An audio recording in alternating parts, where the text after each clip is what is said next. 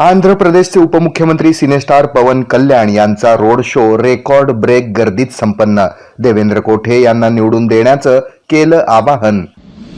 दक्षिणमुखी मारुती देवस्थानात महेश कोठे यांनी घेतलं दर्शन. यंदा शहर उत्तरमध्ये आमदार होण्याचं मारुतीरायाला घातलं साकडं.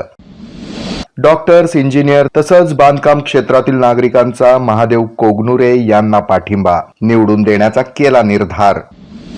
मुरलीधर मोहोळ यांच्या उपस्थितीत देवेंद्र कोठे यांच्यासाठी मोची समाज एकवटला. देवेंद्र कोठेच होणार आमदार, व्यक्त केला विश्वास. खासदार प्रणिती शिंदे यांच्या प्रमुख उपस्थितीत चेतन नरोटे यांच्या पदयात्रा धडाक्यात सुरू. नागरिकांचा मिळतोय उत्स्फूर्त प्रतिसाद.